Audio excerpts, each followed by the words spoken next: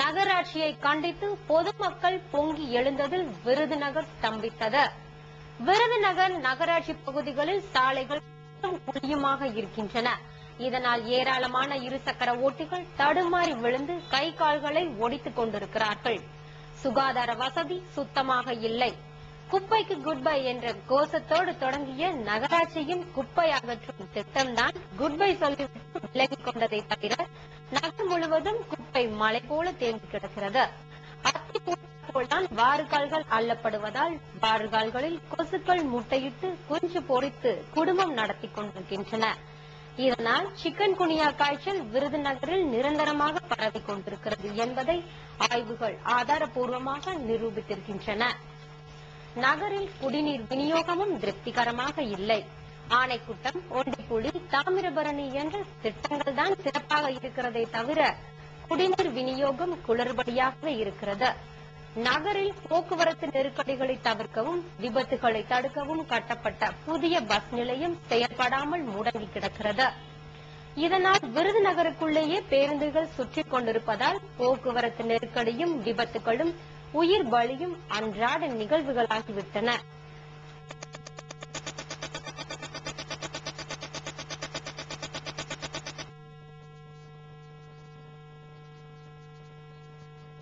இந்த அறிவிப்புக்கு எந்த பக்கம் திரும்பினாலும் ஏஓபி ஆதரவு இருப்பதை பார்க்க முடிந்தது.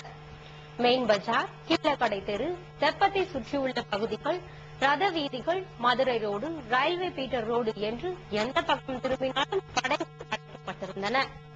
பருப்பு மில்கள், ஆயில் மில்கள், தென் தொழிற்சாலைகள் போன்றவற்றிலும் வேலை நடைபெறவில்லை. இதனால் ஒட்டுமொத்த விருதுநகர் ஸ்தம்பித்தது. கடை வீதிகள் வெறிச்சோடியது.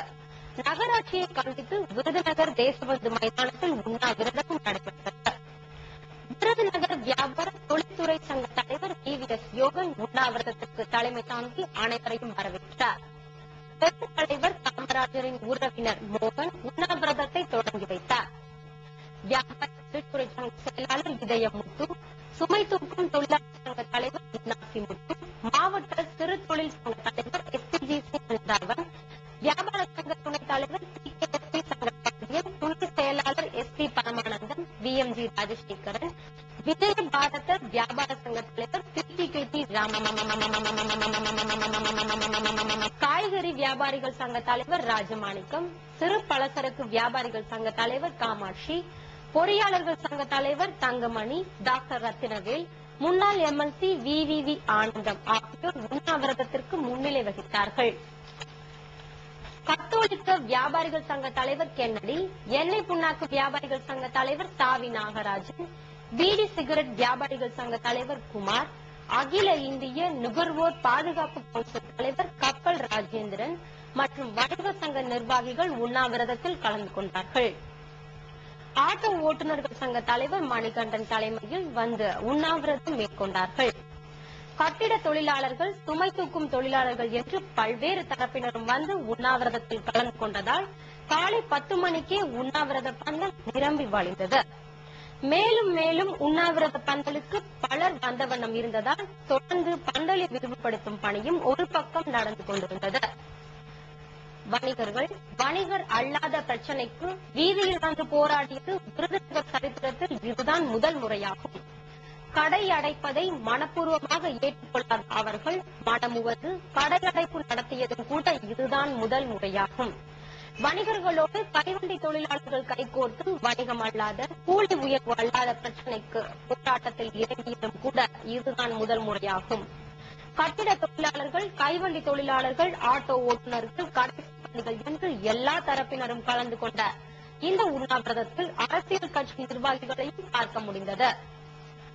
அதிமுக மாவட்ட தலைவர் மருது, நகர செயலாளர் அசோகன், நகர பேரவை செயலாளர் நாகசுப்பிரமணியன், மாவட்ட துணைத் தலைவர் எஸ்விபி ரவி, பாரதிய ஜனதா மாவட்ட துணைத் தலைவர் ஈஸ்வரன், மார்க்சிஸ்ட் கம்யூனிஸ்ட் கட்சி பிரமுகர் தேனி வசந்தன் மற்றும் பல்வேறு கட்சிகளை சேர்ந்தவர்கள் வந்து ஆதரவு தெரிவித்தார்கள்.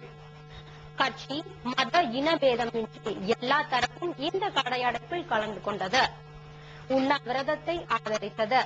காலை 9 மணிக்கு சிறு புள்ளியாக தொடங்கிய இந்த உண்ணாவிரதத்தில் பொதுமக்கள் உணர்வு பூர்வமாக கலந்து கொண்டு தங்கள் மனக்குமுறலை நகராட்சிக்கு பெரும் புள்ளியாக வெளிப்படுத்தினார்கள்.